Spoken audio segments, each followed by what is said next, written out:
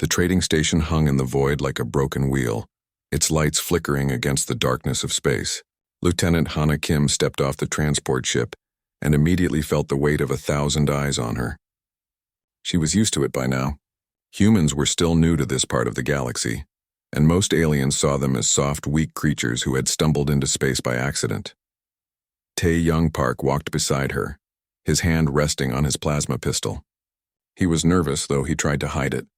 This station was neutral territory, but neutral didn't mean safe. Dozens of alien species traded here, and most of them had no love for humanity. "Stay close," Hana whispered. "We're just here to gather information and leave." The main corridor was massive, built for species much larger than humans. Hana felt small as she walked past towering insectoid traders and hulking reptilian merchants. The air smelled strange, a mix of chemicals and scents her brain couldn't quite identify. Alien languages echoed off the metal walls, creating a symphony of clicks, hisses, and growls. They made their way to the cantina, a vast chamber where traders from across the sector came to negotiate deals.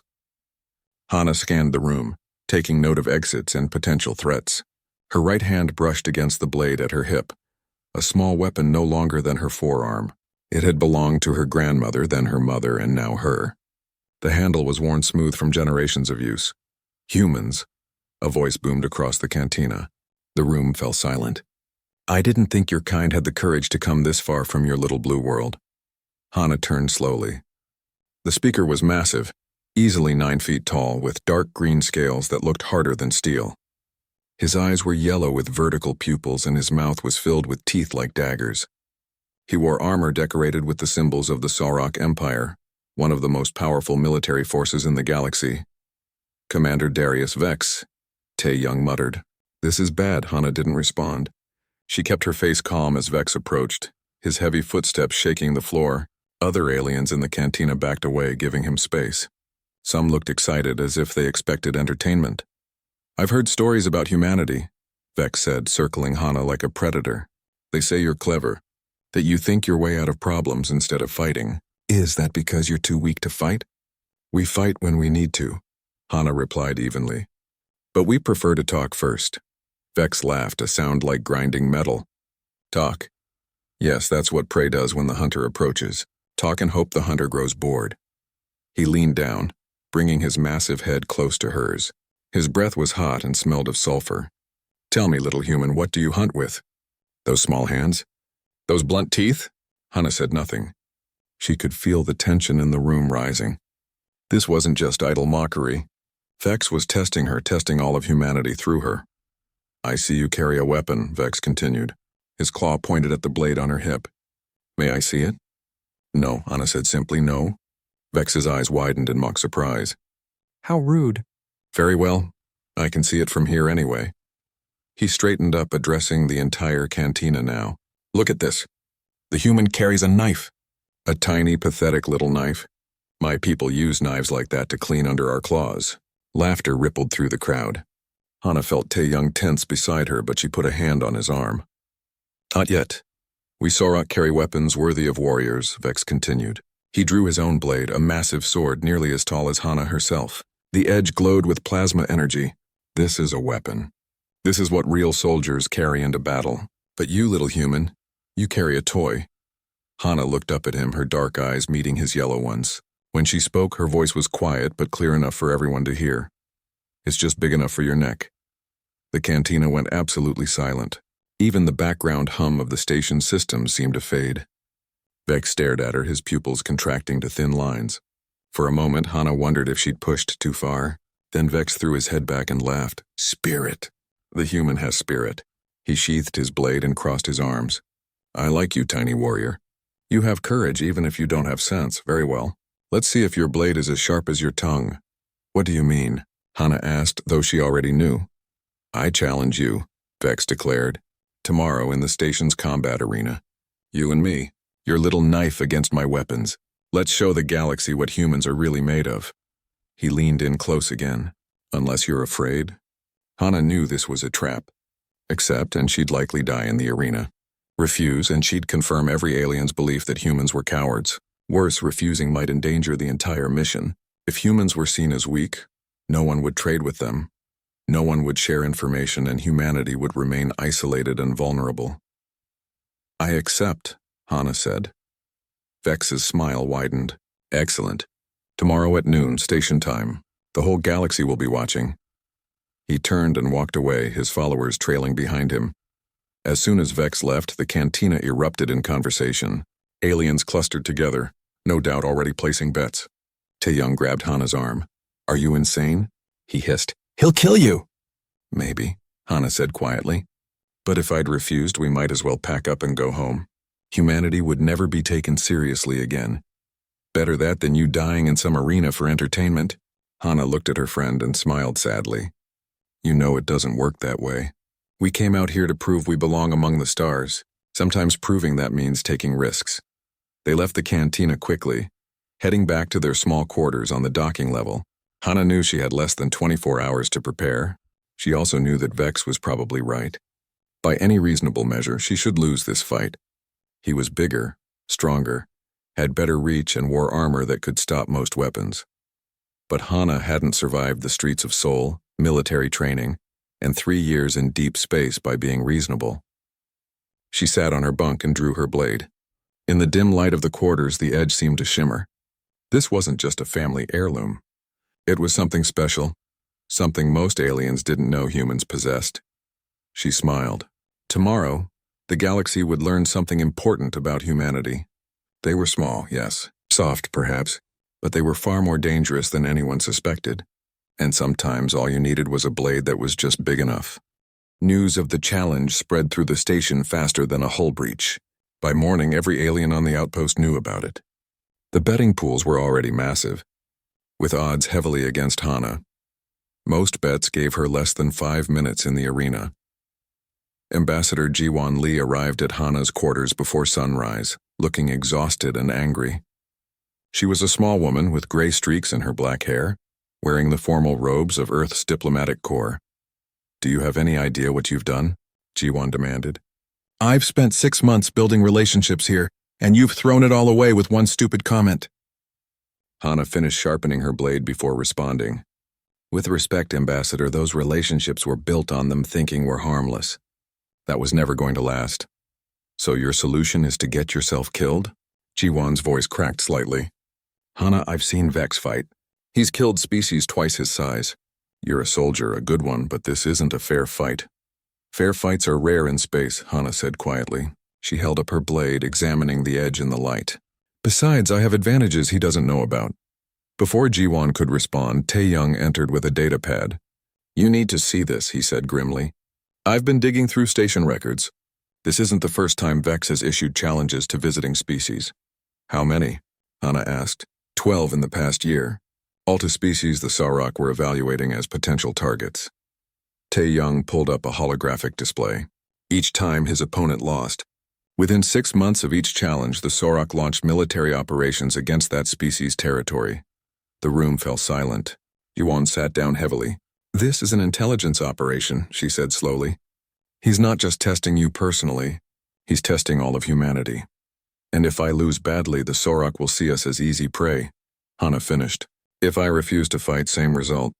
But if you win, they might attack anyway, claiming we cheated, Taeyong said. I intercepted some encrypted communications. General Croth, Vex's second-in-command, is already preparing statements about human deception and hidden technology. They're building a narrative either way. Hana stood and walked to the small window. Outside, she could see the station's arena, a massive spherical structure attached to the main hub. Lights were already on inside and ships were arriving to watch the spectacle. Then I need to win in a way that makes them think twice about attacking, she said. I need to win so convincingly that they decide humanity isn't worth the trouble. With a knife, Jiwon said flatly. Against a 9-foot warrior in powered armor, carrying weapons that could cut through a ship's hull. Yes. Ambassador Jiwon stood up and adjusted her robes. Then I suppose I should go inform the Galactic Council observers that they're about to witness either humanity's finest moment or our greatest humiliation. She paused at the door. For what it's worth, Lieutenant, I hope you prove me wrong about this being suicide. After Jiwon left, Taeyong helped Hana prepare her equipment.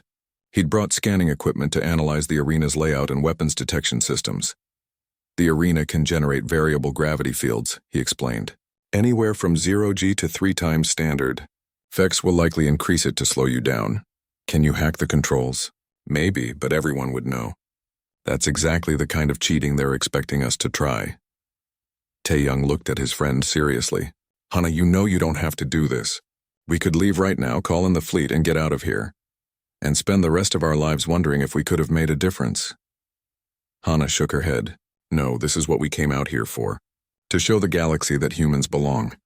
She spent the next several hours in meditation and light exercise. Her blade lay across her lap and she studied it like an old friend. Most people who saw it thought it was just a traditional knife, a sentimental piece with no real combat value. They didn't understand the technology hidden inside. The blade was monomolecular, its edge just 1 molecule thick. It could cut through almost anything if applied correctly. But that wasn't its only secret.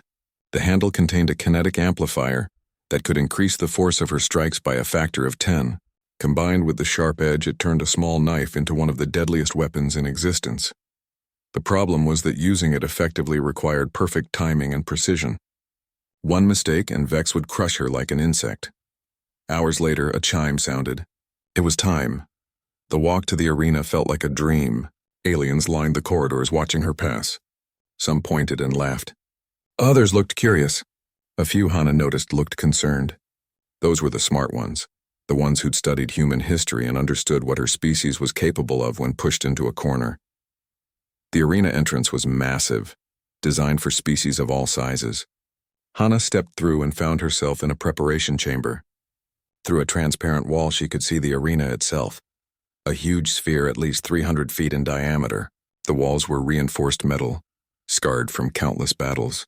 Gravity generators lined the ceiling and floor, ready to transform the environment at a moment's notice. Across the arena, she could see Vex in his own preparation chamber. He was performing warm-up exercises, moving massive weights with ease. His armor gleamed under the lights and she could see multiple weapons attached to his belt. A plasma axe, an energy hammer, and several smaller blades. Dr. Yuna Choi appeared beside Hana, carrying a medical scanner. Last chance for a physical, she said quietly. Make sure you're in perfect condition. Hana submitted to the scan. Yuna nodded approvingly. Heart rate is elevated but stable. Blood pressure good. Neural response is excellent. She paused. Your survival instincts are going to be screaming at you in there. Listen to them. I always do, Hana said with a slight smile. An announcer's voice echoed through the arena, speaking in Galactic Standard. Zix, an insectoid who ran the arena, began introducing the fight. The crowd's noise swelled to a roar. Thousands of aliens had gathered to watch. Some were present physically, others watching through holographic projections from across the galaxy. And now, Zix announced, the challenger, from the 3rd planet of a yellow dwarf star standing 5'4", weighing 120 pounds, armed with a blade measuring 8 inches, I present Lieutenant Hana Kim of Earth. The door to her preparation chamber opened.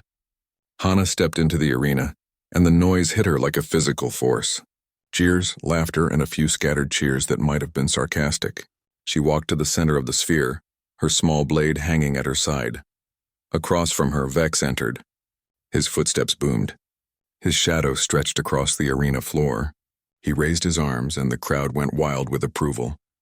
Last chance to run, little human, Vex called out. I promise to make it quick. Hana drew her blade. In the vast arena, it looked absurdly small. She held it in a reverse grip, the edge facing outward, and settled into a fighting stance her grandmother had taught her decades ago. It's just big enough, she said clearly. For your neck, Zix's voice counted down. 3, 2, 1, begin, Vex charged. The charge was like watching a landslide coming straight at her. Vex covered the distance in seconds, his massive legs eating up the arena floor. His plasma axe swung in a wide arc that would have cut Hana in half. She wasn't there. Hana dropped and rolled, coming up behind him. Her blade flicked out, testing his armor. The monomolecular edge met the reinforced scales with a sound like tearing silk. A thin line appeared across Vex's back, not deep but visible. The crowd gasped. The impenetrable armor of a Sarok warrior had been cut. Vex spun faster than something his size should have been able to move. His back fist swung around, but Hana was already ducking under it. She came up inside his reach, too close for his massive weapons to be effective. Her blade scored another line across his armor, this time on his chest plate. Impossible, Vex snarled. He activated his armor's energy field and blue light rippled across the scales. Nothing cuts Sarok battle armor. Human technology does, Hana said quietly. Then she was moving again. Vex changed tactics. He slammed his fist into the ground and the impact sent shockwaves through the arena floor. Hana stumbled and Vex pressed his advantage. His energy hammer came down like a falling star. Hana threw herself sideways. The hammer hit where she'd been standing, and the metal floor buckled. Sparks flew. Alarms wailed as the arena's systems compensated for the damage. But Vex wasn't finished. He triggered the gravity generators. Hana felt the weight hit her like a wave. Her knees buckled as gravity increased to twice standard. Every movement became harder, every breath more difficult. Vex, designed for high-gravity worlds, barely noticed the change. Now you understand, Vex laughed. This is what real strength means. Your tricks mean nothing when you can barely stand. He was right. Hana's enhanced blade meant nothing if she couldn't get close enough to use it. Vex advanced slowly, enjoying his advantage. The crowd roared its approval. Hana's mind raced. She couldn't match his strength. She couldn't outrun him in this gravity. But humans hadn't survived by being the strongest or the fastest. They'd survived by being the smartest. She looked around the arena with new eyes. The damaged floor where Vex's hammer had struck. The gravity generators overhead. The scarred walls showing centuries of combat. This wasn't just an arena. It was a tool, and tools could be used. Vex swung his axe in a horizontal slice. Hana ducked, letting the weapon pass over her head. As it did, she ran her blade along the weapon's handle. The monomolecular edge sliced through the power coupling. The plasma edge flickered and died. You dare. Vex threw the ruined axe aside and drew his smaller blades. I'll tear you apart with my bare claws if I must. He charged again, but this time Hana was ready. She waited until the last possible moment, then dropped flat. Vex's momentum carried him over her, and she rolled with him, slashing at his leg joints as he passed. More thin lines appeared in the armor, and this time there was blood. Vex roared in pain and rage. He spun on her, and Hana saw his eyes had changed. The calculated warrior was gone. Now she faced something primal and angry. Good, she thought. Anger makes mistakes. The fight became a desperate dance. Vex's superior size and the crushing gravity pushed Hana to her limits. Sweat poured down her face. Her muscles screamed for oxygen. But every time Vex attacked, she found a way to turn his strength against him. When he tried to grab her, she cut his palm. When he kicked at her, she sliced the joint behind his knee. When he tried to crush her against a wall, she used the wall to jump over him, leaving another cut across his shoulders. The crowd had stopped laughing. They watched in stunned silence as the small human carved the giant warrior into pieces. Not fatal cuts, not yet, but each one weakened him a little more. Hana's grandmother had taught her a saying. A river doesn't break the mountain with one strike. It wears it away drop by drop until nothing remains but what it allows. She was the river. Vex was the mountain. And she was wearing him down, but Hana was weakening too. The high gravity was taking its toll. Her movements were getting slower. Her reactions were a fraction of a second behind where they needed to be, and Vex, despite his injuries, still had enough strength to kill her with one good hit. She needed to end this soon, or she wouldn't have the strength to end it at all. Vex seemed to realize the same thing. He backed away, giving himself space. Blood dripped from a dozen cuts in his armor.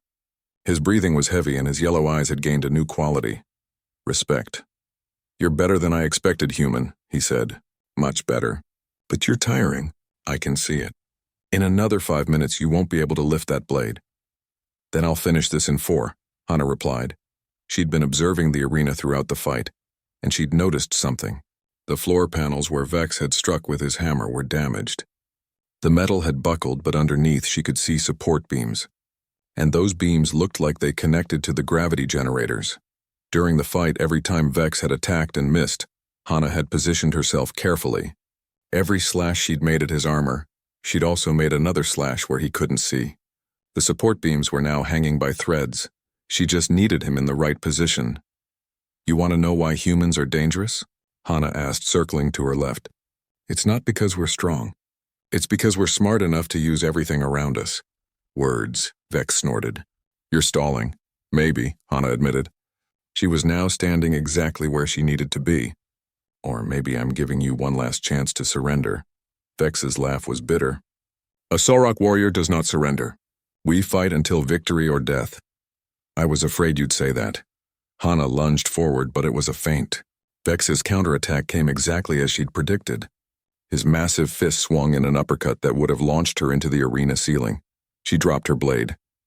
The crowd gasped. Even Vex hesitated, confused. In that moment of confusion, Hana grabbed his arm with both hands. She used his own momentum and her body weight to pull him forward, past her, toward the weakened section of floor. Vex tried to stop, realized the danger, but it was too late. His foot came down on the damaged panel. The support beam, already cut nearly through, snapped. The entire section of floor collapsed. More importantly, the gravity generator above it sparked and failed. The local gravity field went haywire, creating a vortex of conflicting forces that threw Vex off balance. Hana dove away from the collapsing floor, rolling toward her fallen blade. Her fingers closed around the handle just as Vex, disoriented and off balance, struggled to right himself. She moved. Exhausted, barely able to stand, running on nothing but will and training, she moved. The blade came up in a perfect arc. It touched the soft scales on Vex's throat, right below his armored jaw. Hana held it there, the edge pressing against his skin hard enough to draw a single drop of blood. The arena fell absolutely silent. Vex froze. He could feel the sharpness of the blade, could understand how easily it would slide through his throat if she chose to push. It's just big enough, Hana whispered, for your neck. For a long moment, neither moved. Then slowly, Vex raised his hands in surrender. The arena exploded. Some aliens roared in outrage, others cheered. The betting houses descended into chaos as fortunes changed hands. Hana stepped back, lowering her blade but keeping it ready. She looked up at Vex, meeting his eyes. Yield, she said clearly, and acknowledge that humanity has earned their place here. Vex looked at her for a long moment. Then, to the shock of everyone watching, he lowered his head in a gesture of respect.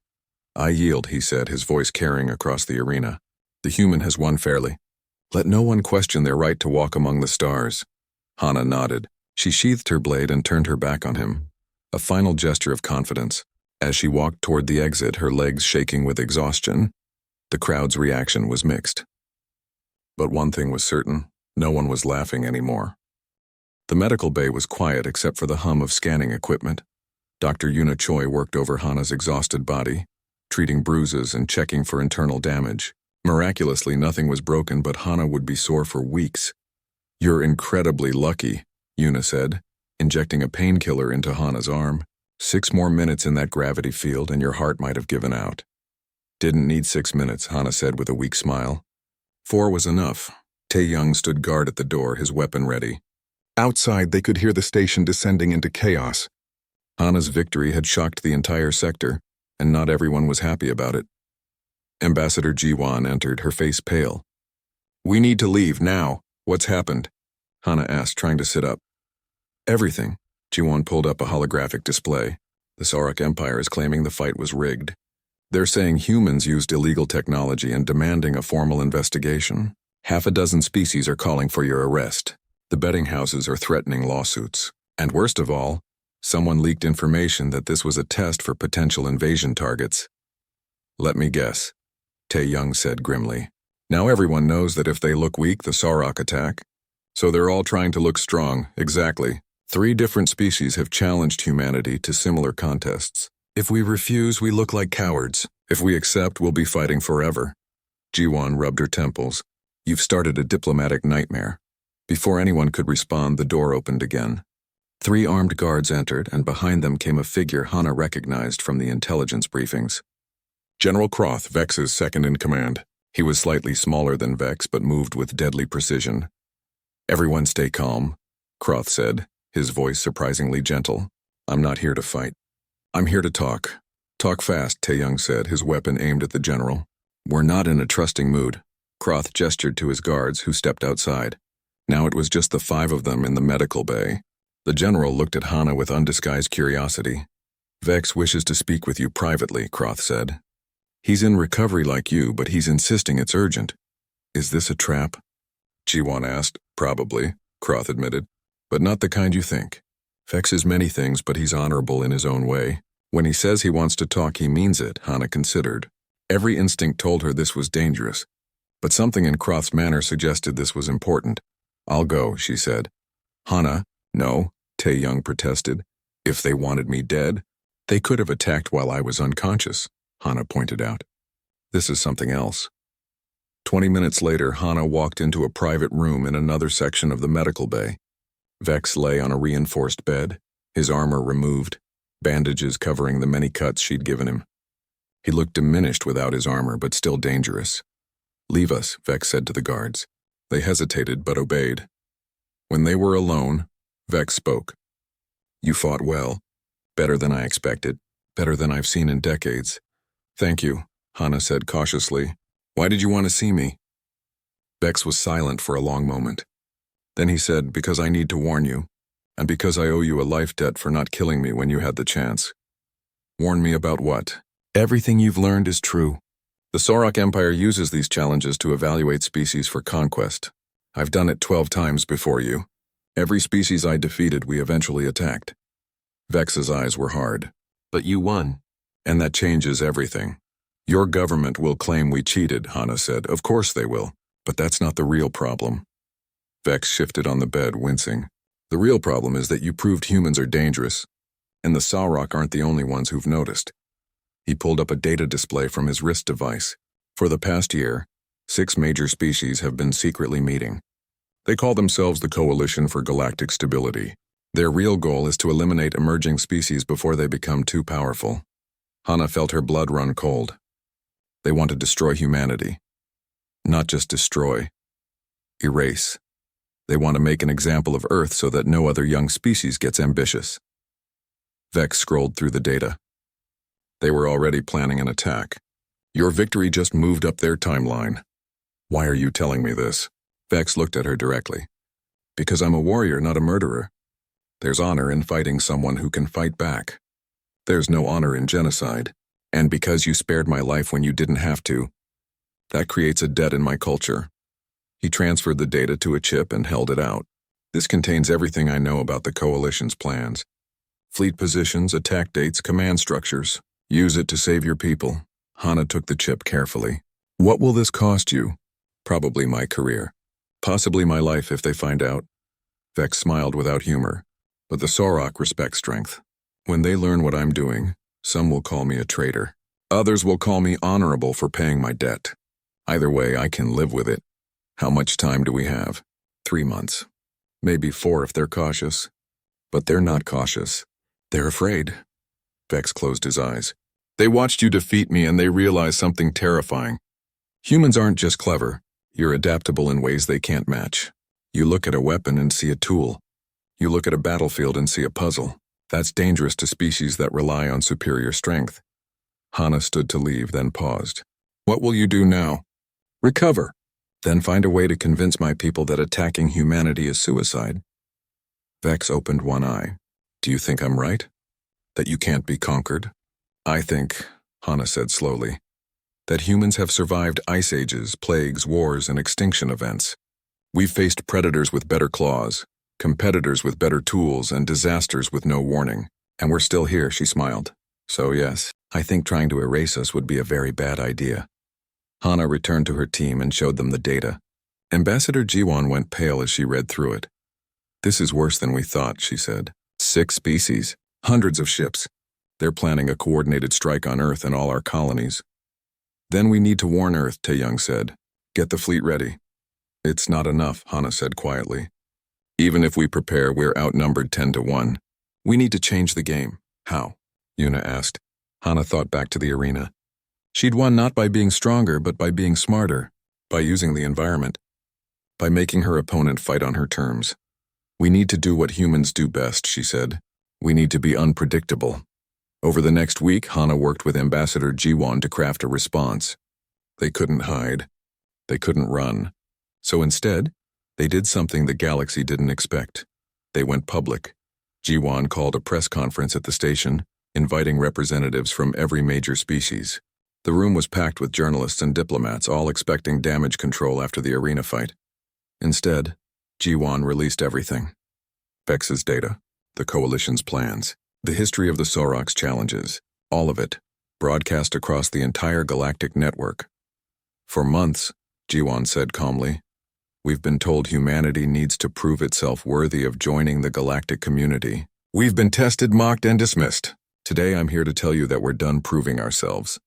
The crowd erupted in questions, but Jiwan continued. The Coalition for Galactic Stability claims they want order. What they want is control. They want to eliminate any species that might challenge their power. Today it's humanity. Tomorrow it might be you. She pointed at the data scrolling across screens throughout the room. This information comes from a Sorak general who values honor over politics. It shows that the Coalition has been planning aggressive actions against multiple species, not just humanity. They're not protecting the galaxy. They're protecting their own interests. The conference descended into chaos. Diplomats shouted questions. Journalists scrambled to verify the data. Representatives from Coalition species tried to deny everything, but the evidence was overwhelming. By the time the conference ended, the galaxy was divided. Some species supported the Coalition, others questioned it. A few, seeing the writing on the wall, quietly reached out to humanity with offers of alliance. But most importantly, the Coalition's secret plans were no longer secret. They could no longer strike without warning. They could no longer pretend to be peacekeepers. That night, Hana stood at an observation window watching ships come and go from the station. Tae-young joined her. Do you think it worked? He asked. I think we bought time, Hana said. The Coalition will still attack. But now they have to worry about public opinion. They have to justify their actions. And some of their member species might decide it's not worth it. And if they still attack, Hana touched the blade at her hip. Then we'll show them what happens when you threaten humanity's home. We'll make them regret ever hearing the name Earth. In the reflection of the window, she could see her own face. Tired, determined, and unafraid, the galaxy had wanted to test humanity. They'd gotten their answer. Now they would learn the consequences. 3 months passed like a held breath. Earth and her colonies prepared for war while diplomats worked frantically to prevent it. The galaxy watched and waited. Hana returned to Earth just long enough to brief military command and say goodbye to her family. Then she was back in space, this time as commander of a new unit called the Adaptive Response Team. The name was deliberately vague, but everyone knew what it really meant. When the Coalition attacked, Hana's team would be humanity's scalpel, while the fleet was its hammer. Admiral Byung-ho Shin met her aboard the flagship Indomitable, a massive carrier that represented humanity's best military technology.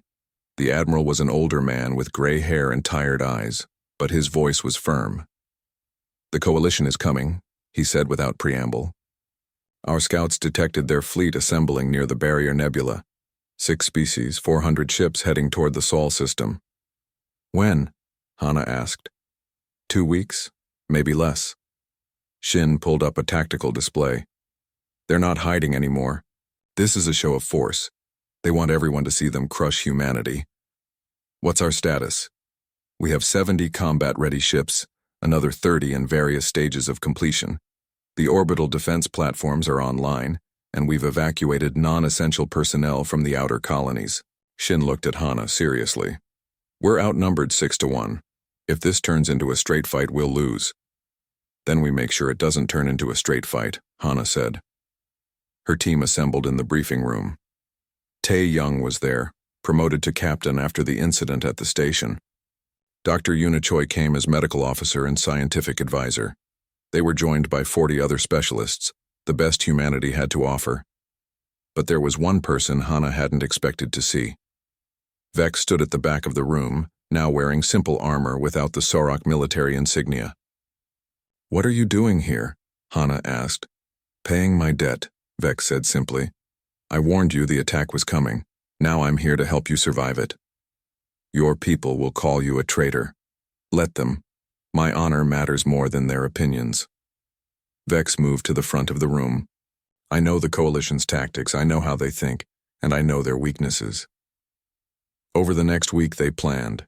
Vex provided insights into each species' fighting style. The Saurak preferred direct assault. The Krillian used swarm tactics.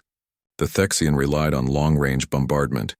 Each species was formidable alone, but they'd never fought together before. That's their weakness, Hana said, studying the data. They're not a unified force. They're 6 different militaries trying to coordinate. If we can disrupt their communication or create confusion, they'll start fighting at cross purposes. How do we do that? Tae-young asked. Hana smiled. We use the one advantage we have. We're unpredictable. The coalition fleet arrived on schedule, dropping out of faster-than-light travel at the edge of the Sol system. 400 ships spread across space like a dark cloud. Their message was broadcast on all frequencies. Humanity has violated galactic stability protocols by refusing oversight and demonstrating aggressive tendencies. For the safety of all, civilized species, Earth and her colonies are hereby designated for containment. Surrender immediately and submit to coalition authority. Admiral Shin's response was short. No. The battle began. The coalition advanced in perfect formation, expecting humanity's small fleet to either run or mount a desperate defensive stand near Earth. Instead, the human ships scattered in seemingly random directions. They're retreating, a Krillian commander reported with satisfaction. But they weren't retreating. They were setting up. Humanity had spent 3 months studying the coalition's tactics and preparing countermeasures. Now they put those preparations into action. The first surprise came when the coalition's long-range sensors suddenly went blind. Every ship found its scanning equipment scrambled by some kind of interference. Vex had told them about the Thexians' reliance on sensors, and humanity had built jammers specifically to counter them. Switch to visual tracking, the Thexian fleet commander ordered. But by then it was too late. Human ships, small and fast, darted in from unexpected angles. They weren't trying to destroy the massive coalition vessels. Instead, they targeted communication arrays, sensor pods, and coordination systems. Like Hana in the arena, they were making precise cuts that weakened the enemy without requiring superior firepower. The coalition formation began to break apart. Without reliable communication, each species defaulted to their own tactics. The Sarok charged forward aggressively. The Krillian tried to swarm. The Thexian pulled back to re-establish sensor contact. The coordination was gone. Now, Admiral Shin ordered, Earth's orbital defense platforms activated, but they weren't firing weapons. Instead, they projected massive holographic images across the battlefield. False ships appeared by the hundreds, making humanity's fleet look 10 times larger than it was. It's a trick, a coalition commander shouted, but which ships were real and which were fake? In the chaos and sensor interference, no one could tell. Meanwhile, Hana's team launched from the Indomitable in a small, stealthy ship. Their mission was simple in concept, but terrifying in execution. They would board the coalition flagship and capture or kill the coalition's supreme commander, Counselor Thex. This is insane, Tae-young muttered as their ship dodged through the battle. We're flying into the middle of their entire fleet. That's why they won't expect it, Hana replied calmly. Vex stood beside her, checking his weapons. The flagship is a Thexian vessel. Heavy armor, strong shields, but slow to maneuver. If we approach from below at the right angle, there's a blind spot in their defensive grid. And you're sure about this? Yuna asked nervously. I've studied their designs for years, planning how to attack them, Vex said with a grim smile. Now I get to use that knowledge for something worthwhile. The small ship slipped through the chaos of battle. Captain Sung-Ho Kang piloted with incredible skill, threading between explosions and weapons fire. Twice they nearly collided with debris. Once a coalition patrol ship passed within 100 meters, but the interference from the battle hid them. Finally, they reached the flagship. It was massive, easily 2 kilometers long, bristling with weapons and armor. But Vex was right. There was a blind spot, a small section near the engineering decks where the defensive systems couldn't reach. Going in, Sung-Ho said tersely. The ship shuddered as it attached to the hull with magnetic clamps. You've got 2 hours before they realize you're here. Make it count. Hana's team cut through the hull with plasma torches and dropped into the enemy ship. Immediately, they were in hostile territory. Red emergency lights flashed. Alien voices echoed through corridors designed for species larger than humans. This way, Vex said, leading them through the ship. He moved with confidence, and Hana realized he'd probably been on ships like this dozens of times. They encountered their first patrol within minutes. 4 Thexian soldiers, each twice the size of a human, armed with heavy plasma rifles. The corridor was too narrow to avoid them. "Contact," one of the soldiers shouted. But Hana's team had trained for this. They didn't try to match the Thexians in firepower. Instead, they used speed and precision. Tae-young's team threw flashbang grenades that overloaded the Thexians' sensitive eyes. While the aliens were blinded, Hana's group moved in close with their monomolecular blades, cutting through armor and weapons with surgical precision. The fight lasted 15 seconds. All 4 Thexians were down, and no alarm had been raised. "Keep moving," Hana ordered. They fought their way deeper into the ship. Every encounter was brief and brutal. Humanity's small size became an advantage in the cramped corridors. Their weapons, designed for precision over power, were perfect for close-quarters combat. But the alarms eventually sounded. The coalition commander knew something was wrong. "Double time," Hana shouted. They ran through the ship, leaving a trail of disabled security systems and unconscious guards. They reached the command center to find it heavily fortified. Blast doors sealed the entrance. Guards in full combat armor stood ready. "We'll never get through that," Tae-young said, breathing hard. "We don't need to," Vex said. He pointed to a ventilation shaft. "Thexian physiology requires high oxygen levels. The environmental controls are on the other side of that shaft, if we can reach them." Hana understood immediately. "We turn off their air." It took precious minutes to reach the environmental controls through the narrow shaft. Yuna worked quickly, her fingers flying over the alien interface. Within seconds, the oxygen levels in the command center began to drop. "They're doing something to the air," they heard someone shout from inside. "Open the blast doors," another voice commanded. "Everyone to emergency stations." The blast doors opened. Coalition officers poured out, gasping for air. Among them was Counselor Thex himself, an insectoid being with multiple eyes and a body covered in chitin armor. Hana stepped out from cover, her blade drawn. "Counselor Thex, I believe we need to talk." Thex's guards moved to protect him, but they were disoriented from the oxygen deprivation. Hana's team disarmed them efficiently. "This is an act of war," Thex hissed. "You brought 400 ships to attack our homeworld," Hana said calmly. "We're already at war. The question is how many more of your soldiers need to die before you're willing to end it." Outside the ship, the battle was turning.